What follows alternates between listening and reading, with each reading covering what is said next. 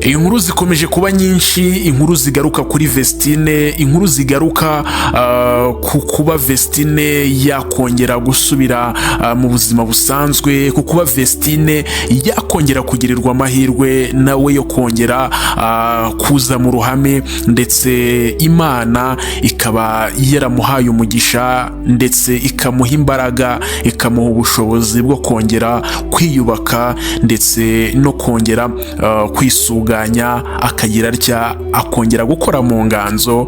Bimwe mu bintu twebwe abakunda umuziki wa Vestine na Dorcas, twebwe abakunda gospel, abo gospel ifasha mu gukomeza kugira umubano mwiza hagati yacu n'Imana, dukomeje kugenda tunyurwa no kuba uyu mukobwa cyangwa se uyu mugore agarutse yongera gukora imiziki nk'uko twari dusanzwe tumuzi. Ni Vestine ukomeje kuvugisha abatari bakeya, yaba hano ku mbuga nkoranyambaga zitandukanye hano mu gihugu cy'u Rwanda ndetse no hanze y'igihugu cy'u Rwanda. Ni Vestine navuga ko ugarutse kongera gukora bya bihangano twamukunzemo kuri rya jwi rye ryiza ridasanzwe, ibihangano byomora imitima ya benshi mu bakurikira imiziki, yaba abakobwa bombi abi Vestine ndetse na Dorcas. Navuga ko abantu bakomeje kugenda bishimira buryo ki Vestine yongeye kwiyubaka. Vestine nyuma yo guca mu bigeragezo by'umwanzi Satani, by'umwanzi Sekibi, yongeye kongera kugaragara imbere ya kamera, yongeye kugaragara ku mashusho. Indirimbo yitwa Kisima bamaze gushyira hanze mu gihe gito gishize, ndetse ikaba ari indirimbo ikomeje nayo gukundwa n'abatari bakeya hano mu gihugu cy'u Rwanda ndetse no hanze yacyo. Ni Vestine navuga ko uko yagiye, uko twari dusanzwe tumuzi niko kimeze. Vestine ubyibushye, Vestine wishimye, Vestine ufite akanyamuneza, Vestine utera story, Vestine twakunze nyine muramuzi ndetse muramusobanukiwe. Ni inkuru navuga ko abantu benshi bakomeje kugenda bavuga bati ubu ngubu noneho twaba twakongera kugira umwanya uhagije wo kumva ibihangano bya Vestine na Dorcas, kubera ko benshi ntago bari bazi ko Vestine azongera kugaruka hano muri iyi miziki, azongera kongera kuba mu buzima bwa gisitari, kubera ko byari ibintu bikomeye cyane, bwari ubuzima butoroshye, byari ibigeragezo birenze uko we yabitekerezaga. Ariko turashima Imana, ubu ngubu turayiha icyubahiro, kubera ko ubu ngubu Tina wacu ameze neza ndetse yongeye kugaruka gukora umurimo yatorewe n'Imana muri iyi si. Ni ukuvuga ngo mwakomeje kugenda mubona iyi ndirimbo yitwa Kisima. Ni indirimbo ubundi yitwa Iriba batranslatinze, bayisemura mu rurimi rw'ikinyarwanda, bayisemura mu rurimi rw'igiswahili, yari mu rurimi rw'ikinyarwanda. Nta kindi kintu bahinduyemo uretse guhindura nyine ururimi kugira ngo ubutumwa bwiza bwamamare buve hano mu Rwanda bujye hanze muri East Africa. Murabizi ko byinshi mu bihugu bya East Africa bikoresha ururimi rw'igiswahili, rero bikorohera imbaga nyamwinshi kuba yakwakira ubutumwa bwiza bwa Yesu Kristo. Ni ukuvuga ngo Vestine abantu bari bakomeje kugenda bibaza amakuru ye, bibaza bati abayeho ate, bibaza bati ese byarangiye bite. Ariko ndagira ngo mbabwize ukuri, ubu tuvugana Vestine ameze neza. Vestine ameze neza kuri rwa rwego nyine agaruka kuri seti, agaruka kuri seti yishimye, agaruka kuri seti aganira, agaruka kuri seti ashyenga. Murabizi iyo yagihuye n'uwitwa Dorcas ukuntu biba bimeze, bashyenga bishimye. Hari umuvandimwe wanjye, ni inshuti yanjye, yarari muri bamwe mu bafashe iyi video, yitwa Fabrice. Ni ukuvuga ngo afata amashusho nyine akorana na Chris Easy. Ngira ngo murabizi ko Chris Easy ari we ufata amashusho y'izi ndirimbo zose za Vestine. Inyinshi muri zo ngira ngo muraza kumubona no ku mashusho.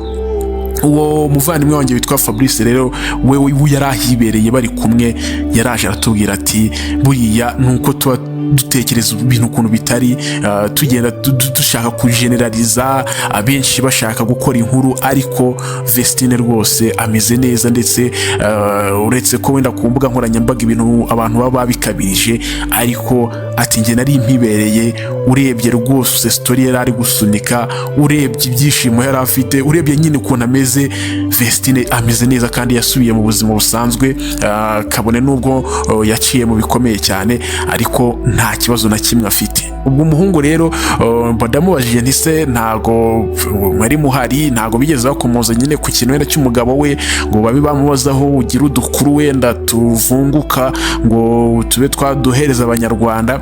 Arambwira ati iyo si inkuru yo kuganira, ahantu twari turi ntabwo yari inkuru rwose, kubera ko hari ibintu buriya inshuti yawe niyo yaba yahuye n'ikibazo, hari ibintu muba mutagomba kugarukaho kugira ngo mudakomeza kuyikomeretsa. Aravuga ati ibyo ngibyo ni inkuru ishaje, babirenze kera, nta nubwo bakibitekerezaho. Ubu ngubu bamaze gufata straight forward way, cyangwa se inzira igana imbere, bakomeza umurimo wabo. Ntabwo ibyo ngibyo ni bya bigeragezo. Ngira ngo niba mwararebye interview za nyuma za Vestine mbere yuko haba biriya bibazo byose, wabonaga ko n'ubundi Vestine yamaze kuba umuntu wahindutse, wabaye umuntu wakomeye, wamenye ko ibigeragezo atari karande kandi atari umurage, biza bikagenda.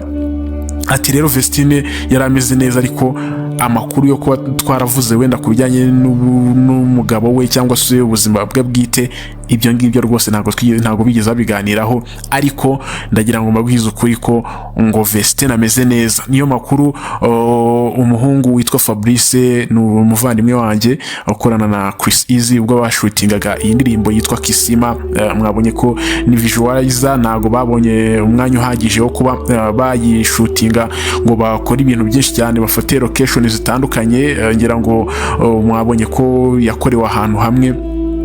By the way, bayifashe mu byumweru 2 bishize. No kuvuga ngo n'amashusho bashyize hanze bihuse, kubera ko biri muri kontra ko abangaba bagomba gukora indirimbo runaka mu gihe runaka. Rero indirimbo yagombaga kujya hanze, ndetse abantu bagakomeza kugenda bakonsuminga umuziki wabo. Niyo mpamvu rero wabonye ko bahise nyine bakora uko bashoboye kugira ngo bashyire hanze iyi indirimbo, kuko bafite amezi batarenza bakora indirimbo, ndakeka ari amezi 3. Rero bagombaga guhita bakora iyi ndirimbo kugira ngo ayo mezi 3 ataza kurenga badakoze indirimbo. Tunashimira Irene, akaba ari we manager wabo muri Ndahabi Irene, akaba rero ari we uburi inyuma y'ibi byose kugira ngo iyo miziki itugerereho ku gihe.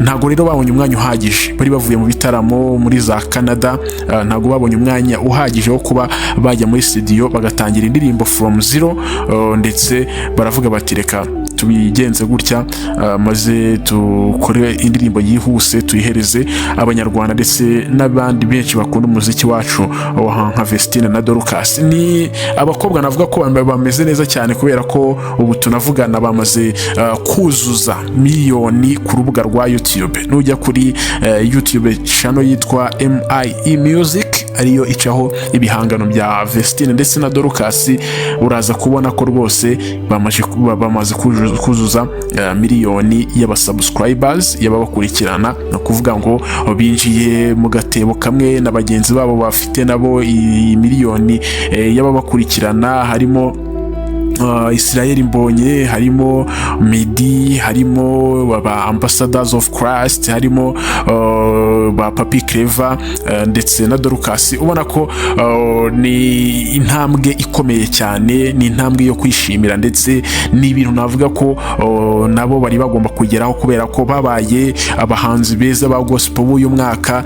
Ni abantu navuga ko bamaze kuba banini ku buryo nabo bakagombye kuba nyine bafite 1M subscribers ku rubuga rwa YouTube, kandi koko byarabaye. Ubu ngubu ni bamwe nyine mu bantu bakurikiwe cyane ku rubuga rwa YouTube. Niyo wafata n'imiziki y'isi, bari mu bantu bayoboye ibintu byiza cyane. Dushima ndetse tukanabishimira Imana ko ubutumwa bw'Imana bugera kuri benshi, ndetse benshi bagakizwa, ndetse benshi bagasubizwa intege mu ngingo, maze ubutumwa bukagera kure. Ni ibintu byiza rero twashimira dushimira Imana, ubundi tukavuga tuti Imana ishimwe. Ngayo nguko rero, wowe ndagusaba gukora subscribe niba ari ubwa mbere ugeze kuri uyu muyoboro, kugira ngo tujye dukomeza kubana mu biganiro tugutegurira umunsi ku munsi.